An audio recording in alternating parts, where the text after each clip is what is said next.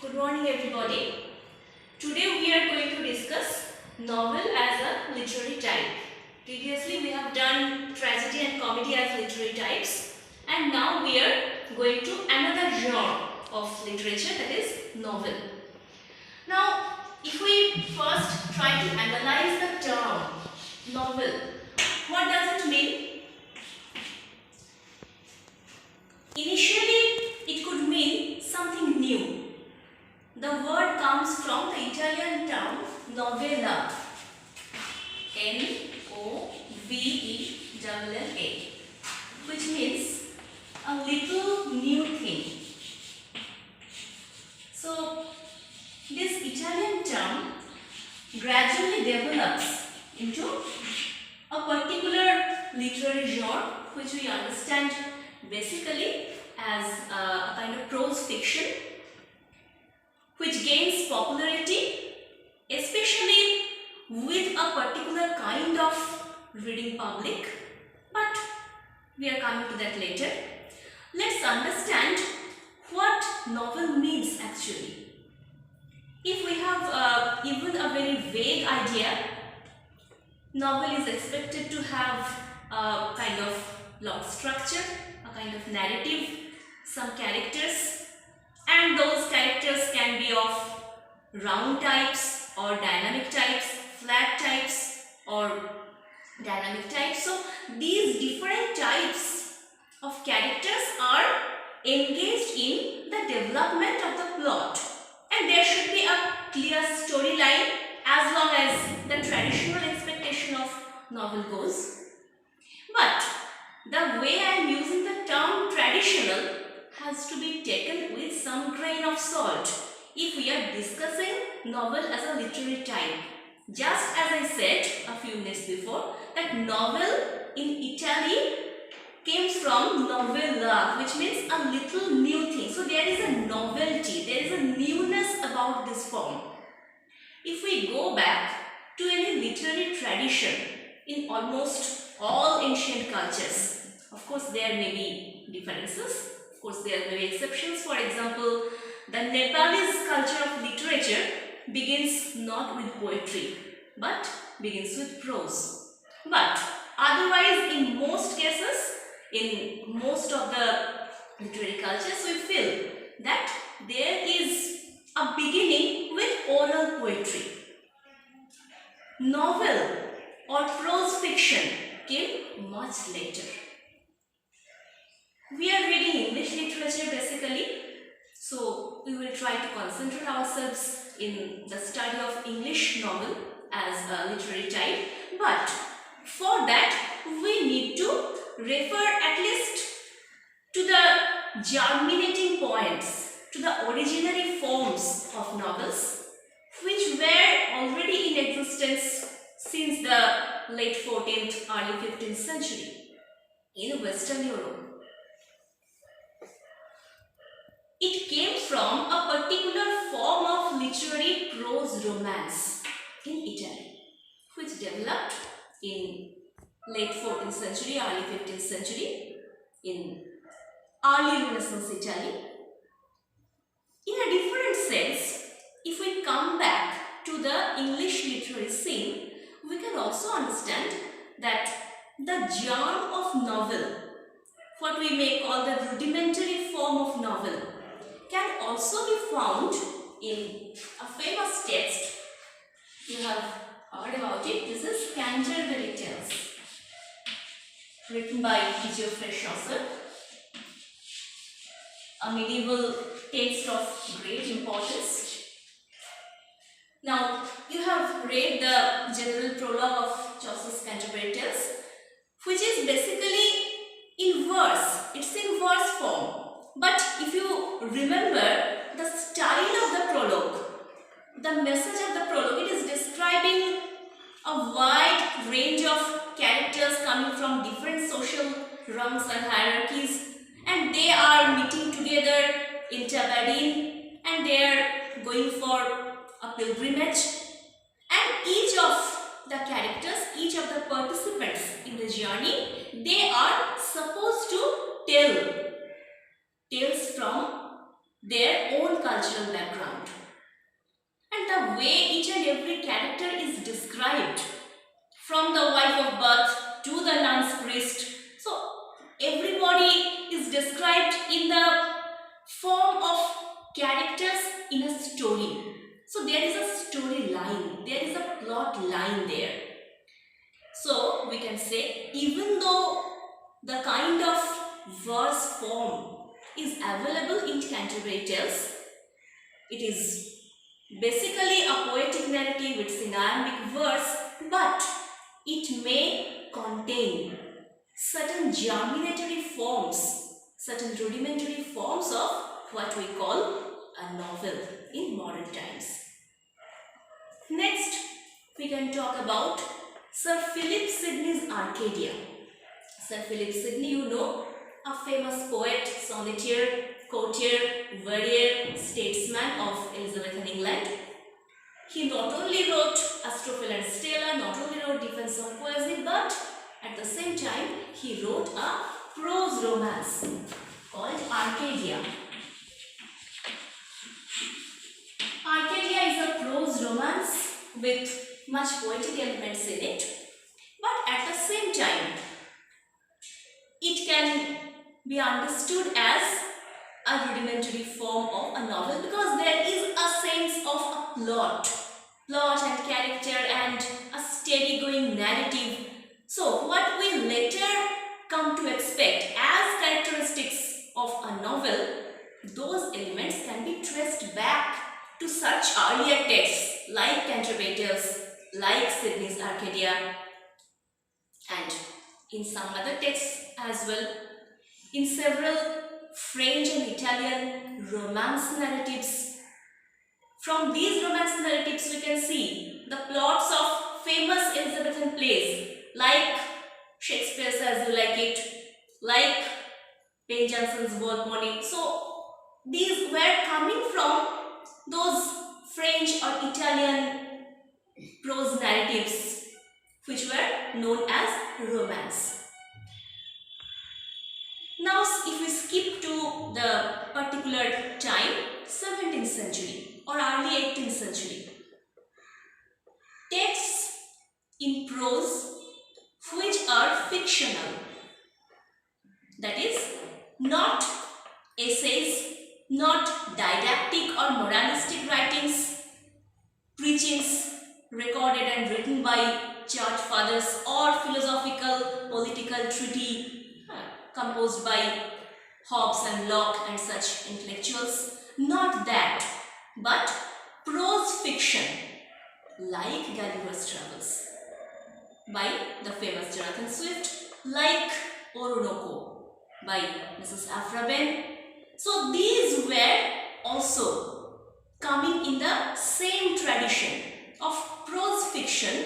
It did not yet develop the qualities or characteristics of what we call novel in the 18th century, but such texts like Orinoco, like Gulliver's Travels, these were somehow repeating the kind of prose fictionality, prose narratives, and the engagement of characters within a certain narrative and plot. These kinds of things were available in such texts.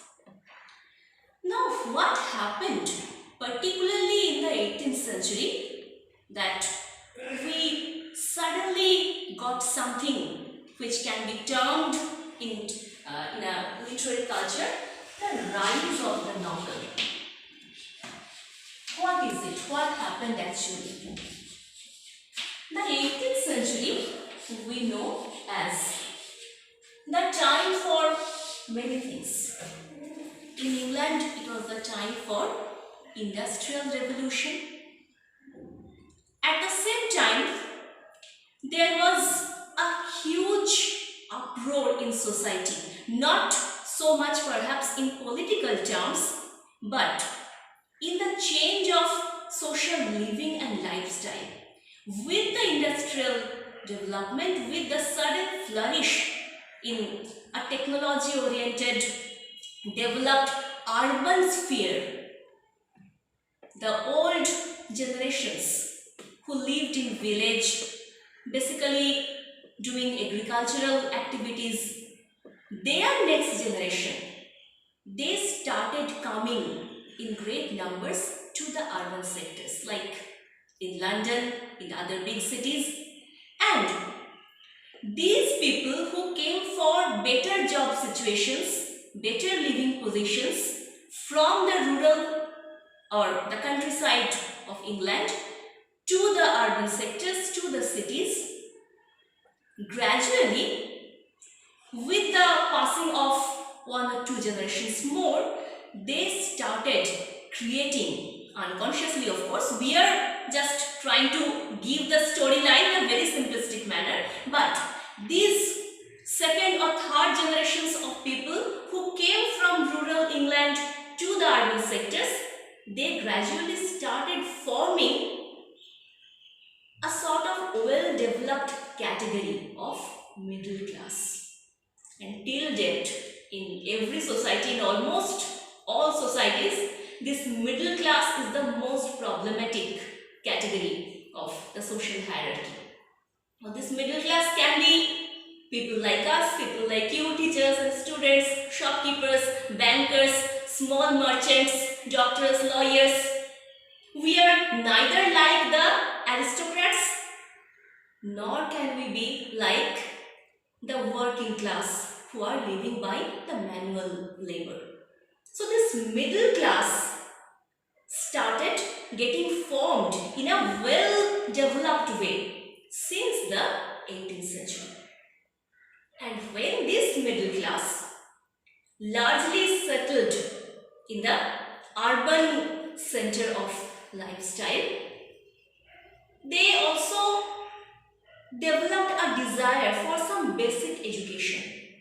Suppose their children started going to school. After 1 or 2 generations, they are in a better living condition and they are trying to educate their children. And another side, by the 18th century, in the middle class society, the ladies, the middle class women, they were also allowed to have some access to basic education. Though this education was not much beyond reading simple poetry or playing on the piano or small artworks or handiworks, that can give them a better classification in the managed market. It was not beyond that. Still, society was very much patriarchal, and even now the society is patriarchal, but we are not going into that. But it is in that period, early 18th century or so, the middle class women who had access to some basic education, they had nothing else to do after their household works were done. They were not yet allowed to come out and get jobs. Professional activities for women were something of a dream in that period, but these women have some education and they would like to read books, simple poetry, simple prose fiction, and basically it is that group of middle class women, the new age, the new generation people belonging to the middle class who were going to the newly established public schools, and a somewhat better learned middle class who were going to the public life, who were trying to pose themselves as citizens of the world, well-known, worldly informed public. So they were going to the market, they were going to the coffee shops, chocolate houses, pubs, and they were demanding a kind of literature that could reflect their own lifestyle.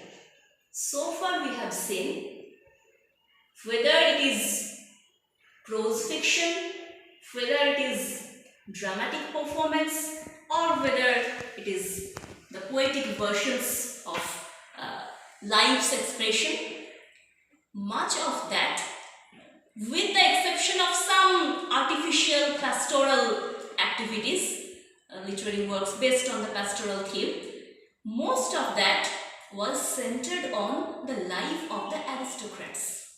Look at the Restoration Comedy. It was depicting in a sort of satirical manner, in an entertaining way, the foppish, flamboyant lifestyle of the aristocrats. Look at the satires, look at the mock epics. Think of Dryden and Pope. They were writing either social or political satire. And who were the target audience? The aristocrats, the politicians, the diplomats. Even in the small amount of prose fiction that was available by that time, were referring to the life of the aristocrats, or at least very upper middle class. What about this newly thriving, growing category called the middle class? What about their lifestyle? What about their joys and sorrows, their kind of demands and needs from life? So basically, I am growing very simplistic, I know, but we are not discussing history of literature in details. We are just trying to discuss novel as a literary type. So this is a very brief introduction regarding the conditions, regarding the factors under which the English novel developed in its new and modern way in the 18th century. So this was the social setting, these were the conditions. In the beginning of the 18th century, the most prominent figure who started write something like a novel was Daniel Defoe. He was not a simple person. He had many good and bad experiences of life. He was an essayist, he was a journalist, he went to jail, he was imprisoned, but at the same time, he did a great job towards contributing something new towards the genre of what we call novel. His special kind of prose fictions, which were coming in the same line of the picaresque tradition of early Renaissance Spain, France and Italy, which basically follows the journey of a social outcast, a sort of rogue or some adventurer who, by his own natural desire to come out and explore the world, going beyond the known and familiar setting, or someone who is fallen into some kind of adverse situation by a shipwreck, by some accident. Now, how this person is accommodating himself with new kind of situations, new kinds of lifestyles, and this is what we used to call picaresque. The journey of an outcast, the journey of a roguish character throughout life. And it is very loosely narrative, it is loosely constructed, it is episodic in nature, does not have any strictly constructed plot line, but here more importance is given to the character and his experience. Now, Daniel Defoe, in his famous text like Robinson Crusoe, which were basically derived from the experience of Alexander Selkirk, about whom we have already read in the poem The Solitude of Alexander Selkirk, how he got shipwrecked and how he found himself isolated in a distant island, and how there he developed a kind of lifestyle which catered to a particular form of the picaresque. And also Moll Flanders. This is a famous character who is a female picaro, who is a female rogue. Moll Flanders is a criminal woman. she is a thief. She has many marital affairs. She has done many wrong things in her life. She has also been punished for that. But her life is so dynamic. And finally, she gains some wealth and a good position. And then she tries to become a good person and spends her wealth for some good social work, for some philanthropic work. So this is also another very interesting kind of picaresque narrative. But even being a picaresque oriented narrative, this kind of writing was giving a special impetus to the new form that was coming, that is of novel. Next we can talk about the man who can be officially regarded as the first successful writer of novel, Samuel Richardson. He was a middle class man working as an apprentice to a book owner's shop. He was somewhat educated, he could read and write, and his writing skills were good. He used to read books while attending the shop, and it was a period of offering some kind of basic education to people. The government was also doing that. The people were also interested in having at least some level of education, practical education. So, made easy kind of books like how to write letters, how to write epistles. Epistles is the archaic form of letter. So, letter writing, essay writing, these kinds of things were also available at that time, and Samuel Richardson used to go through such kinds of books. And because he was a more or less learned person within that middle class or lower middle class society, he lived in a place where so many women coming from rural background, having to do the jobs of housemaids in aristocratic families in the urban sectors.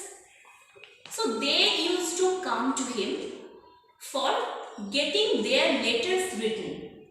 Suppose someone coming to Mr. Richardson and said, "Sir, I would like to write a letter to my parents who are back in my village, but I don't know how to read and write. So will you please write the letter for me?" So he was in the practice of helping out such women. Middle class, gentle family belonging women who came from the rural background and working in the capacity of domestic help or maid servants in some big aristocratic house of the city. How could they write their experiences? How could they express themselves in the form of epistles or letters? This was very much familiar to Samuel Richardson by his own life experience. So when he translated that experience of writing letters for these kind of women, he brought exactly that kind of form into the writing of a novel. The first novel he wrote was Pamela, or Virtue Rewarded, which came out in 1740. Richardson's Pamela. From the name, we can easily understand that Pamela is the eponymous character, the name of the heroine, the name of the female protagonist gets featured in the title of the novel, and Pamela is exactly that kind of character. A lower middle class gentle girl coming to serve in an aristocratic household in the city, and she was writing letters about her experiences, how her virtue is constantly tested, how she has faced different kinds of trials, even illicit suggestions of lovemaking from the son of her mistress, and finally, how she resists all those kinds of temptations and retains her morality, retains her own chastity and dignity, so much so that finally this master's son gets convinced about her nature, and finally that master's son ultimately gets convinced about her dignity, her morality, her integrity of character, and he gets converted. He wanted Pamela as a sort of mistress. He wanted to have exploited her, but now he is changed and he makes a good offer, a respectable offer of marriage. So here is not only a simple but virtuous girl's successful journey in life, how she keeps her integrity, how she keeps her morality. Not only that, but here is also a sense of social climbing. When Pamela is growing in status, when Pamela ultimately is becoming the wife of Square B, she is no longer a lower middle class girl who has come to the city for doing some job and earning and helping her family back in the village. But now she has also become a part of the aristocratic society. So in this way, in Richardson's kind of writings, we get the epistolary form. I have already said that epistle means letter. A novel that is being written in the form of a series of letters. So it is easily understandable, the novel must be in first person. I can't write the letter what he did and she did. I have to write the letter what I have experienced, what I have done. So Pamela is writing like this: Dear father, such and such things happened today. I am feeling very upset. So the I narrator, the first person narrator, assumes the major role of significance in an epistolary narrative. Thus, Richardson gave rise to not only the new form of novel in its well-developed, well-constructed format, he also gave one particular subgenre for it, that is called epistolary, or in the mode of a series of letters, and at the same time, from a social background, from a cultural background, he is doing a wonderful job bringing about the lifestyle, the virtues, the vices, the joys and sorrows, the needs and demands, the goods and bads, the positives and negatives of what we call the newly rising 18th century middle class life.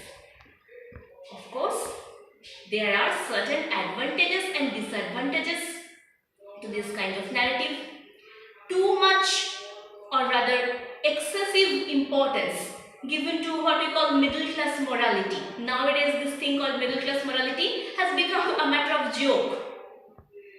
But it was a social necessity, it was a living construct in society at that time. The middle class people could have exercised their special identity only by means of exercising this abstract, vague, nebulous thing called morality. So we need to consider that as well.